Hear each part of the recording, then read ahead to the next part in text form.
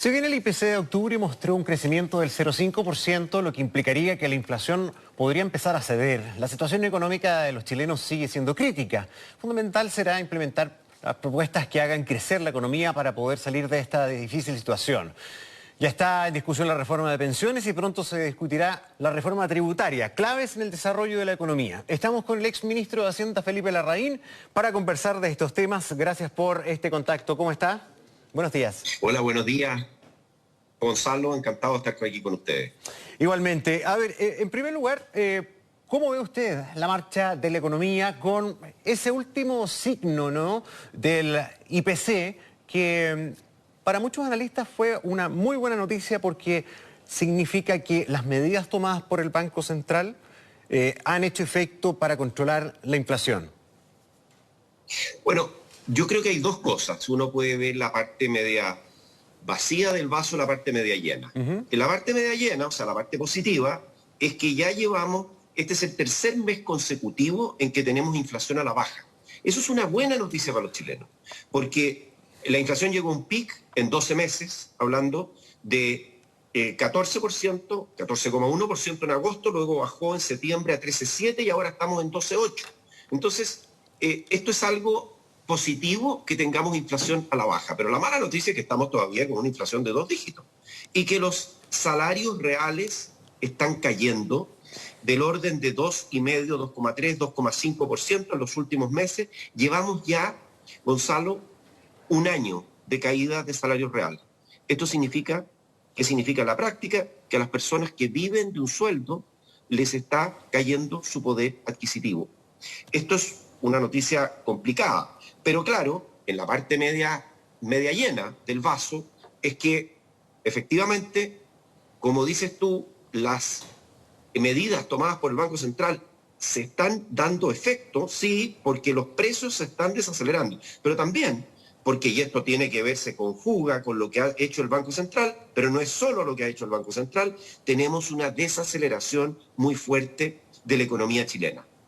Esta desaceleración ya se ha visto con IMASEC negativo, puede haber sido un poco menos negativo de lo que esperaba el mercado, pero igual estamos cayendo en 12 meses. Entonces, y esto tiene que ver con otro tema que también es muy significativo, y es qué va a hacer el Banco Central en esta coyuntura.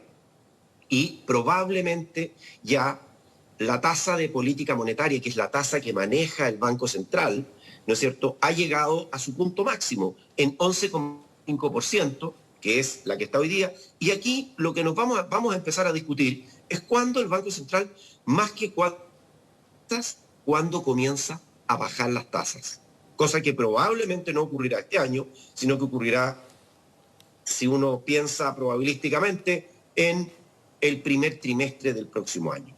Esa es un poco la situación que estamos viendo, pero en una economía en la cual todo indica, y estas no son proyecciones solo, proyecciones privadas, estas son las proyecciones oficiales, que vamos a tener una caída del producto en 2023. O sea, el 2023 vamos a tener una recesión, situación recesiva que estamos probablemente viviendo hoy día, aunque no tengamos las cifras en tiempo real de lo que está ocurriendo en este momento, pero hemos visto qué ha pasado con las ventas del comercio, con diversos indicadores que están hablando de una economía que va de más a menos, que se desacelera fuertemente y que indudablemente esto se está sintiendo en el mercado laboral, se está sintiendo en distintos sectores de la economía, también el mercado inmobiliario, el sector construcción, que están golpeados, como reconoce hoy día el propio Banco Central, ¿no?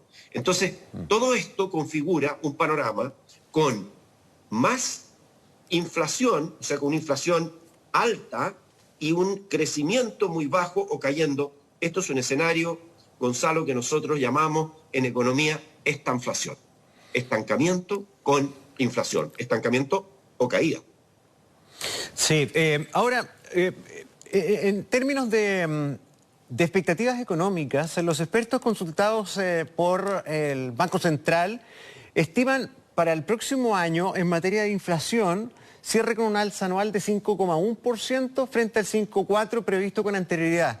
O sea, moderan la proyección de la inflación 2023. O sea, se confirmaría también esto del lento proceso de baja de la inflación, pero al menos confirman que seguiría a la baja. Y eso es una buena noticia también en materia de precios para la gente. Claro, efectivamente hay un pequeño retroceso en las expectativas de inflación. Hay que recordar que este año probablemente vamos a cerrar con inflación algo por sobre el 12%.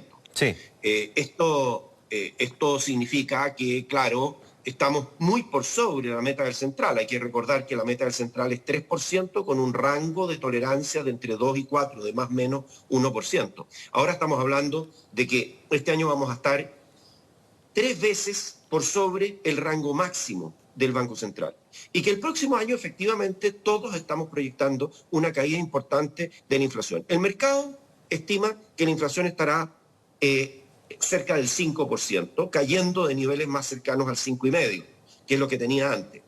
El Banco Central, por su parte, está proyectando una inflación de 3,3% para el 2023, que todavía parece muy optimista para lo que estamos viendo. Uh-huh. Ahora, los sectores que preocupan y que son sectores muy sensibles, como la construcción, ¿cómo ve usted la situación de este rubro, del rubro construcción, inmobiliario, en el sentido no solamente del desarrollo de inversiones, sino que también por lo claves que son en las fuentes de empleo? Bueno, yo creo que el tema tiene varias dimensiones, lo que está pasando en el sector inmobiliario, en el sector construcción. En primer lugar, el sector construcción es uno de los sectores más demandantes de mano de obra en el país y está viviendo una situación muy compleja, con algunas empresas, casos bastante bullados de quiebras de empresas que están ocurriendo en ese sector. En segundo lugar, estamos viendo un ciclo complejo en materia de inversión. 2 años seguidos de caída de inversión, que hacen que este sector sea un sector que va a estar afectado porque la demanda por construcción es, de alguna manera, en una parte importante, una demanda derivada de la demanda por inversión. O sea, por ponerlo en términos coloquiales, en una economía que invierte, se generan mayores construcciones, ¿no es cierto? Y cuando la economía está cayendo en la inversión, como hemos visto el año 2022 vamos a tener una caída en la inversión y el año 2023 vamos a tener otra caída en la inversión. Súmele usted que las tasas de interés, todos estos eventos están relacionados, pero las tasas de interés, particularmente en créditos hipotecarios, pero en general han aumentado en forma significativa. Eso significa que, ¿no es cierto?, se encarece el financiamiento de los proyectos de construcción, se encarece el financiamiento de la demanda en la parte inmobiliaria, en la parte tanto residencial como en la parte más industrial, en la parte más productiva. Entonces, todo esto conjuga un escenario bastante complejo para un sector que ha motivado, ¿no es cierto?, que se tomen algunas medidas por parte del gobierno y que ha motivado demandas también por parte del sector de agilizar los pagos, porque una parte de estas empresas tienen como un cliente muy importante al Estado. El Estado demanda los servicios, las contrata para ejecutar obras y a veces se demoran los pagos. No digo que esto sea un tema de este gobierno, esto es un tema que ha ocurrido por mucho tiempo, ¿no es cierto? Pero el hecho de la causa es que estas demoras en los pagos inciden en los problemas que tiene el sector. Sí, en estas mismas consultas que se le hacen a los expertos del Banco Central, señalan que ven que las tasas de interés podrían empezar a bajar antes de lo previsto. ¿Usted tiene la misma expectativa? Interés van a empezar a bajar es que hay dos tipos de tasas, ¿no es cierto? Las tasas en UF y las tasas en pesos. Y lo que está pasando es que cuando usted se endeuda, por ejemplo, en un crédito de largo plazo para comprar una vivienda, que es uno de los créditos más que de alguna manera le influyen más a las personas. Toda persona, la decisión económica en promedio, económica más importante que toma una persona es la compra de su vivienda en la vida. Y eso hace que un crédito hipotecario que está sujeto a la variación de la UF, cuando la UF está aumentando 12, 14%, pero además súmele usted que las tasas no son UF más cero, sino que son UF más algo, y ese más algo llegó a estar, en algún momento las tasas eran de 2% real, hoy día las tasas sobre UF están sobre el 4%. Entonces, súmele a la inflación la tasa de interés real y se queda usted con una tasa que ha llegado a estar porque hoy día está un poco menos, en torno al 18%. Estas son tasas elevadísimas, tasas nominales, ¿no es cierto?, de créditos largos para comprar una vivienda. Eso hace que nosotros en algún momento sacamos la cuenta aquí en Clape UC de cuánto significa en términos de una cuota de una persona que debe pagar mes a mes por su crédito, y esas cuotas aumentaron en algún momento hasta en 80%. Que mucha gente quede fuera de la posibilidad de acceder a una vivienda. Por eso es que es tan importante tener tasas de interés bajas, tener inflaciones bajas. No es solo un tema macroeconómico, sino que es un tema que incide en las personas, en quienes toman decisiones de comprar una vivienda, de emprender, de hacer un proyecto y de consumir, que también es otra parte importante de la actividad económica que hacen las personas. Sí, está muy mal la cosa bajo su punto de vista en materia económica. Lo pregunto porque hay algunos que señalan que la economía chilena, dentro de todo, hasta ahora, ha resistido bastante, pese a tener, además de las tensiones e incertidumbres por razones y factores internos, hay un contexto internacional, hay un contexto mundial de dificultades. De hecho, bueno, usted lo sabe más que yo, especialista en el tema, se está esperando los nuevos datos de inflación de Estados Unidos, por ejemplo. Los mercados reaccionan a estos números, ¿verdad?, en todo el mundo. Lo mismo las tasas de interés que comunican allá y en otras potencias. Lo que está pasando o no está pasando con China y su demanda. A pesar de todo, la economía chilena sigue resistiendo, ¿o no? ¿O usted lo ve mal? Mire, yo creo que lo importante es entender una cosa que, efectivamente, claro, nuestra economía tiene una serie de fortalezas, pero estas fortalezas han sido probadas, y han sido probadas en forma importante por acontecimientos externos e internos.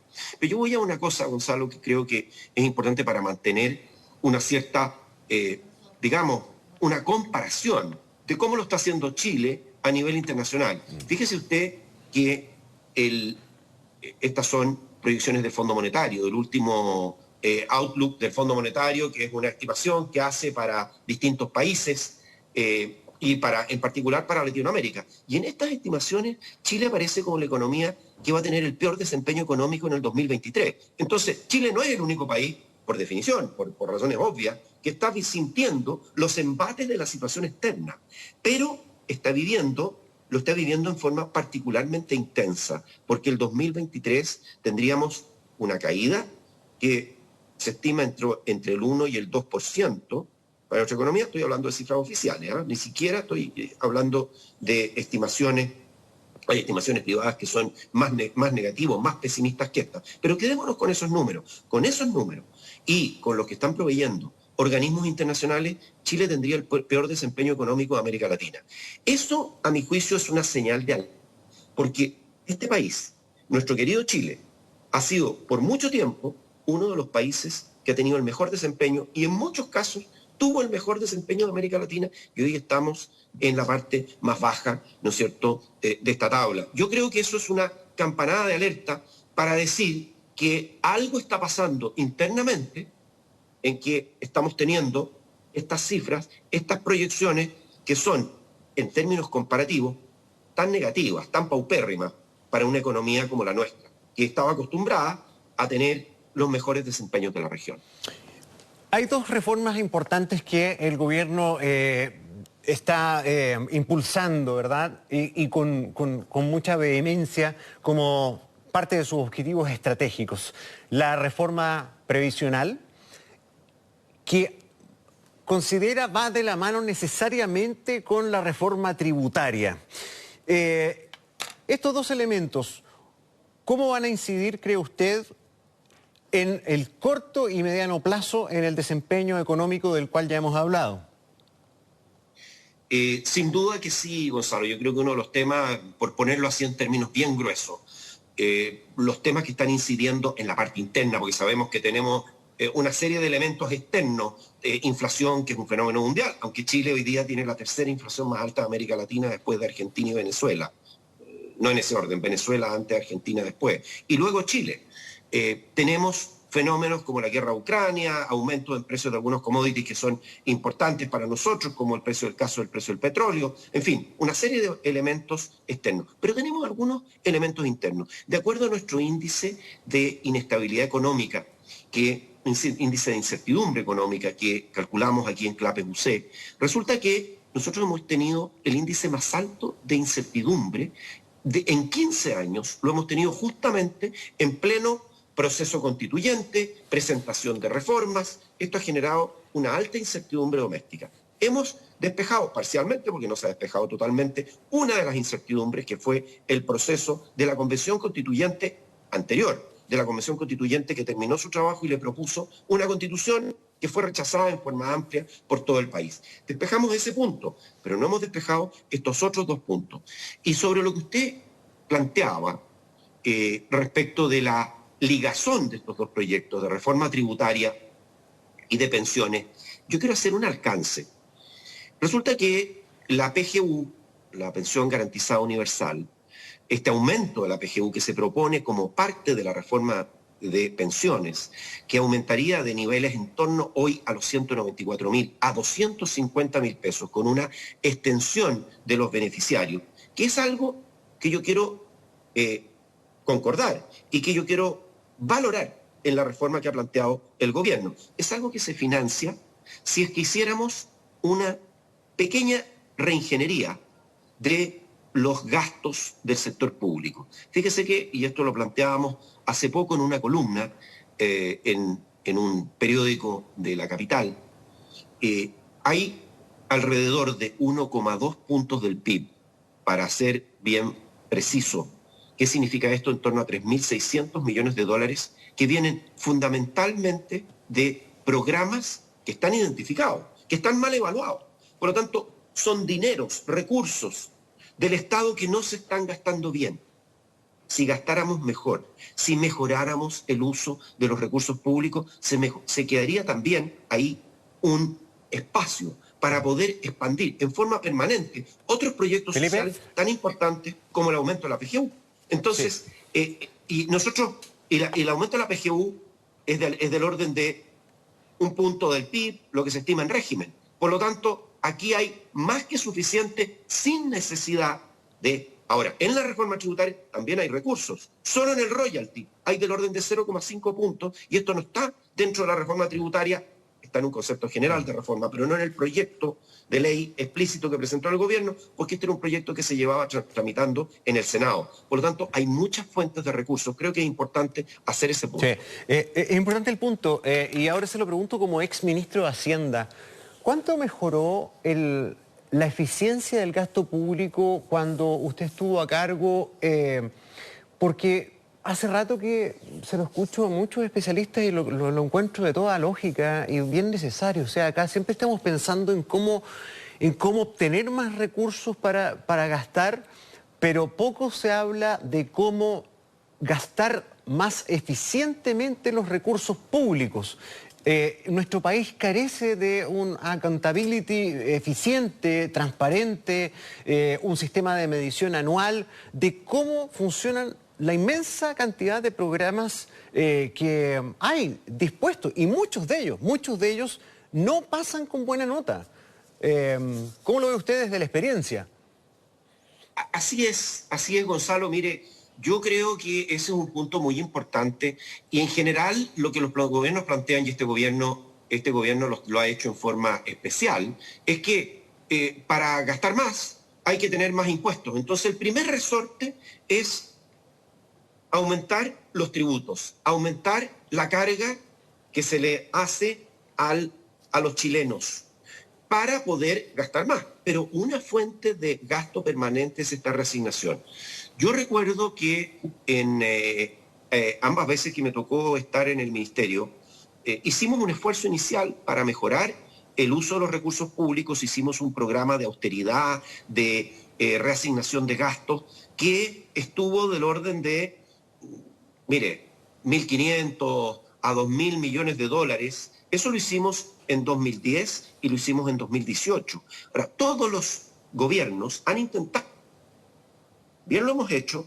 Por supuesto que yo no digo que esto sea fácil, esto es complejo, pero creo que es un deber avanzar en mejorar el uso de los recursos públicos, sobre todo cuando hay programas que, como usted mismo dice, están evaluados negativamente y están evaluados por entidades independientes. Yo, cuando le citaba este trabajo, esta columna que publicamos hace poco en el diario El Mercurio, resulta que esta columna decía, justamente identificaba, hay 0,8 puntos del PIB en programa, 0,3 en mejorar las compras públicas, y por lo tanto llegábamos por ahí, sumando una y otra cosa, a estos 3.600 millones de dólares que podrían mejorarse en términos del uso de recursos. Hay un informe dependiente de una entidad respetada como el Banco Mundial que dice esto. Entonces, a mí me parece que es importante hacer primero este esfuerzo, porque si no, estamos después sometiendo a la economía en un momento de recesión, la estamos sometiendo a un golpe, y le voy a decir un doble golpe, porque por una parte tenemos la reforma tributaria que entre lo que recaudaría el impuesto, ¿no es cierto?, el royal, más el resto de la reforma tributaria, estamos hablando de más de 4 puntos del PIB. Esos son del orden de 12.000 millones de dólares. Eso es un aumento muy significativo de la recaudación, que va a golpear a una economía que está viviendo un proceso recesivo. Creo que también hay una discusión de los impuestos, no solamente el problema de la oportunidad, sino también hay una discusión crítica respecto de los impuestos que se han planteado, que muchos de ellos golpean a la inversión en un momento en que la inversión está cayendo, además. Pero me parece que estos 4 puntos, por una parte, en la reforma tributaria, se suman a este 6% de aumento de cotización, que es otro impuesto que van a tener que pagar los empleadores. Estos son alrededor de 2 puntos más. Si usted hace la suma, son como 6 puntos del PIB en régimen. El orden de 18.000 millones de dólares actuales, lo que va a aumentar la carga tributaria. A mí me parece que esto es un golpe muy duro para una economía que está en la situación de la chilena, ¿no? Entonces, creo que contestando la pregunta, ¿no es cierto?, y el tema que estamos hablando, a mí me parece que deberíamos hacer una mirada mucho más crítica, mucho más profunda a la reforma tributaria, y en pensiones valorar lo que es positivo del proyecto. Creo que todos hay un consenso bastante amplio en aumentar la PGU. En segundo lugar, hay un consenso bastante amplio en que es necesario aumentar las contribuciones de forma gradual, pero que esto va a tener, dada la forma como está diseñado el proyecto, en el mercado. Porque resulta que ahora este 6% no va a las cuentas individuales de las personas de capitalización, va a unas cuentas nocionales, que son unas cuentas que a uno le van a anotar una contribución. Virtuales. Y virtuales, son cuentas virtuales, son casi lo que podríamos llamar cuentas ficticias, están en un papel, pero las personas no tienen el control de su fondo. Le van a anotar una rentabilidad, son cuentas virtuales con rentabilidades virtuales, versus cuentas efectivas con rentabilidades efectivas administradas en forma competitiva. Ese es otro problema que tiene el proyecto, y es que la administración de estos fondos, de este 6% adicional, la hace un ente monopólico estatal. Yo pregunto, ¿por qué no dejar que las personas escojan quién le administre sus ahorros? Sí, incluyendo el ente estatal. Sí.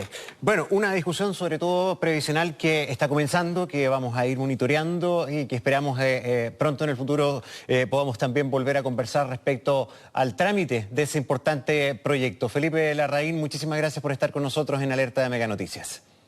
Muchas gracias, Gonzalo. Un gusto conversar con usted. Que tenga buen día. 10 de la mañana con 3 minutos. Continuamos y nos vamos a ir nuevamente a la zona de la Araucanía con